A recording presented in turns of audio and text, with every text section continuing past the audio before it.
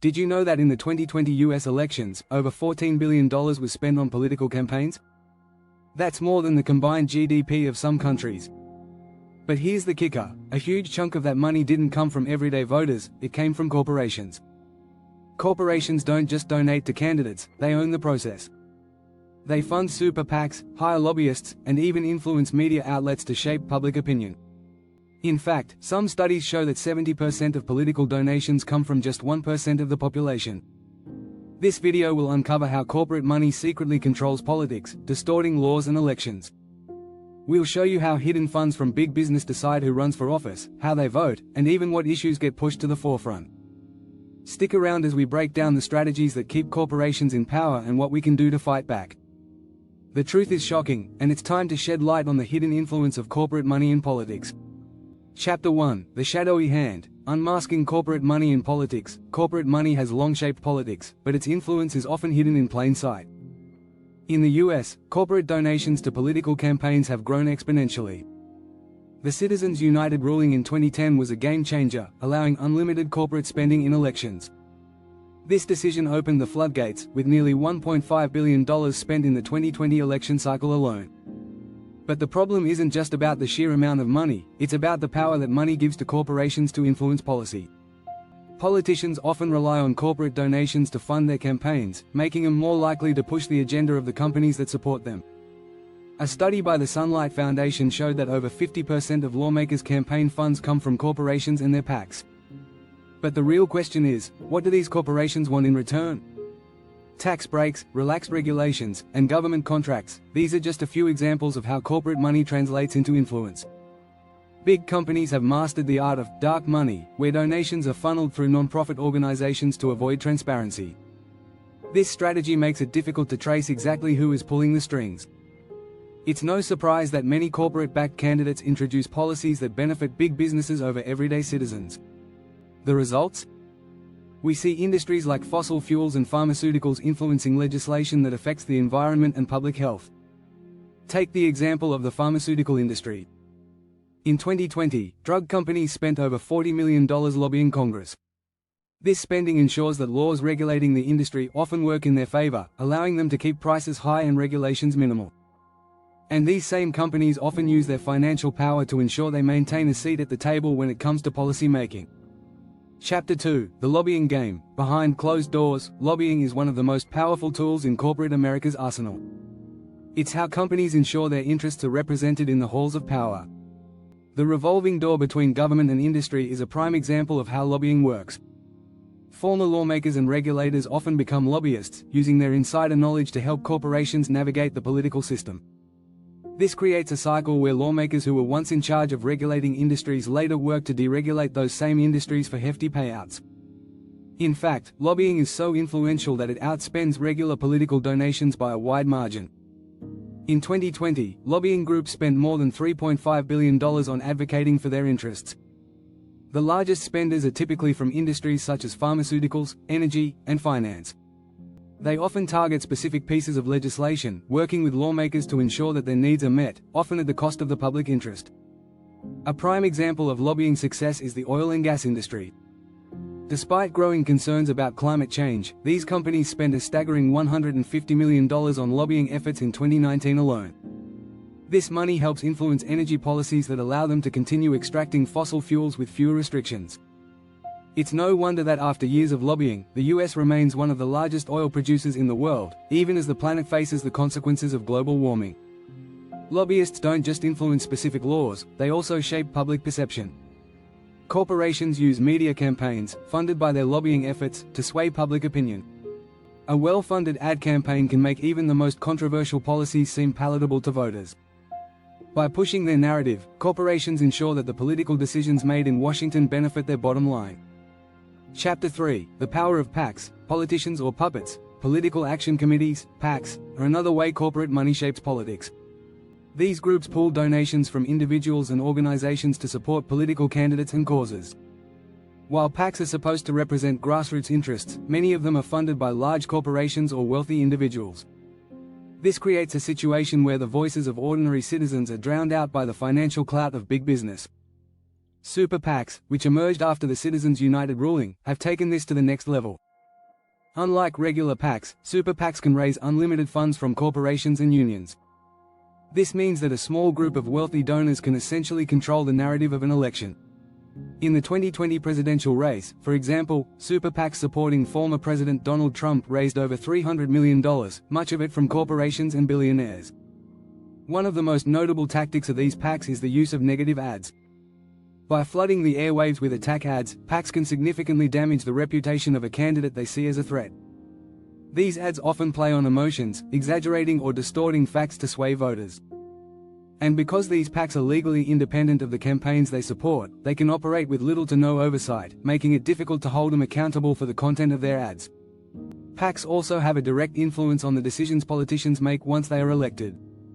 When a politician receives significant financial support from a corporate-backed PAC, they are more likely to vote in favor of policies that benefit those corporations. For example, after receiving large donations from pharmaceutical PACs, lawmakers are more likely to oppose price controls on prescription drugs.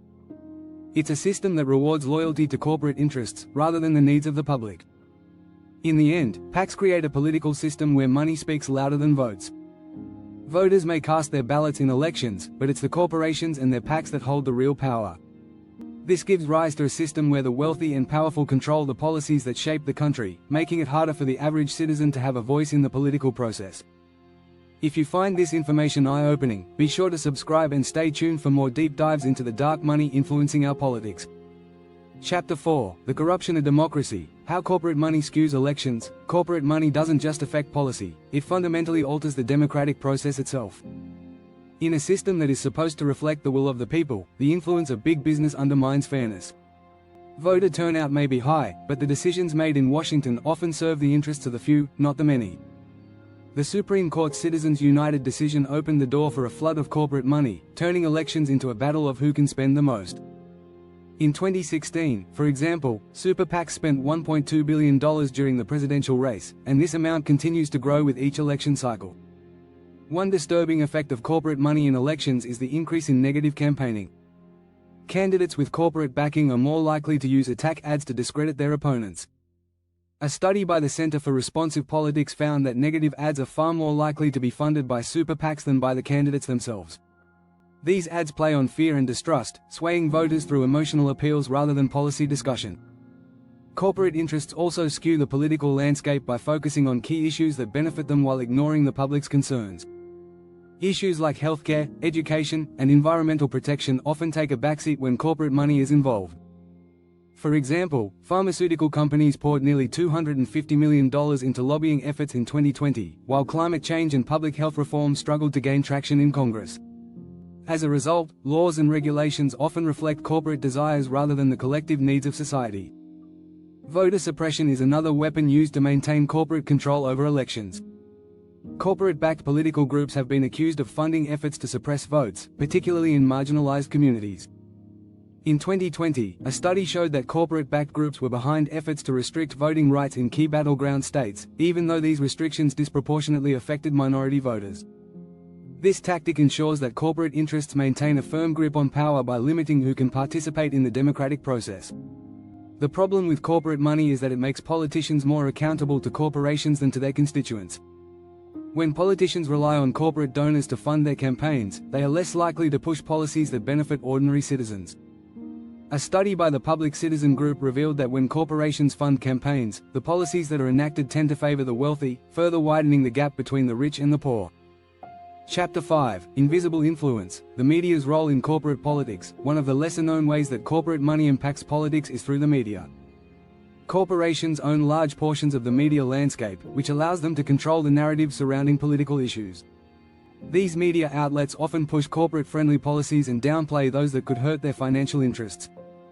This can result in biased coverage, where certain issues are either ignored or misrepresented to the public. For example, in the early 2000s, news outlets with corporate backing heavily downplayed the environmental impact of industries like coal and oil. Instead of covering the dangers of climate change, many of these media outlets focused on sensationalized stories, distracting viewers from more important issues. This tactic keeps voters from fully understanding the gravity of the challenges we face, ensuring that corporate interests remain unchecked. Media conglomerates often use their platform to push political agendas that align with their corporate interests. In 2019, just 6 major corporations owned more than 90% of the media outlets in the United States. With such concentrated control, these companies wield significant power over what the public sees and hears. Their influence extends far beyond television and newspapers. Social media platforms like Facebook and Twitter also play a key role in shaping political discourse, often promoting content that benefits corporate interests. The role of corporate money in media is also evident in the way advertisements shape political campaigns. Companies that spend millions on political ads can push their message to a broad audience, framing issues in a way that benefits them. For instance, the Koch brothers' network of political donors spent over $400 million on ads in the 2016 election, creating narratives that focused on deregulation and tax cuts. These ads were not just about supporting candidates, they were about reshaping public opinion on key political issues. Media's influence over politics doesn't end with the news cycle, it also extends to entertainment. Political figures often appear in entertainment programs that are funded by corporate sponsors, creating a sense of familiarity and trust with viewers. This strategy humanizes politicians and makes them more relatable, despite their corporate ties. In doing so, corporations further embed their influence into the political system by using entertainment to shape voter perceptions. If this deep dive into the media's role in corporate politics has surprised you, don't forget to subscribe for more eye-opening insights. Chapter 6: Breaking the Chains. How we can fight back against corporate power. While corporate money has a tight grip on politics, there are ways to fight back and restore the balance of power. One solution is to introduce stricter campaign finance laws. Public financing of campaigns, where candidates receive government funds to run for office, could help level the playing field. In states like Maine and Arizona, candidates who agree to limit their fundraising can access public funds to compete against corporate-backed opponents. This system helps reduce the influence of money by giving every candidate a fair shot at winning, regardless of their financial backing. Another important reform is increasing transparency in political donations. Right now, many corporate donations are funneled through dark money groups, making it difficult to track where the money is coming from. By requiring more detailed reporting of donations, we can shine a light on who is really behind the political influence. In 2019, the Brennan Center for Justice advocated for a bill that would require greater transparency in campaign spending, calling it a critical step toward restoring voter confidence in the democratic process. Voter education is another powerful tool in the fight against corporate control. When people understand how corporate money affects their lives, they are more likely to demand change. Grassroots movements and organizations like Move to Amend are working to raise awareness about the corrosive effect of corporate money on politics and are pushing for constitutional amendments to curb corporate influence. These efforts are slowly gaining traction, and public opinion is shifting in favor of stricter regulations on campaign finance. The key to fighting back is through collective action. By organizing and advocating for campaign finance reforms, citizens can begin to break the chains that corporate money has wrapped around the political system. A recent poll from Public Citizen showed that 83% of Americans, regardless of political party, support stricter limits on political donations. This shows that the public is ready for change and that there is a growing movement to restore democracy. Finally, it's important to remember that small contributions can have a big impact. Crowdfunding platforms like ActBlue have enabled everyday Americans to pool their resources and support candidates who represent their interests, not those of corporations. As these platforms grow, they offer a glimmer of hope that we can build a political system where people, not corporations, are the primary drivers of change. If you want to be part of the movement for change, make sure to subscribe and stay informed about how we can fight corporate influence in politics.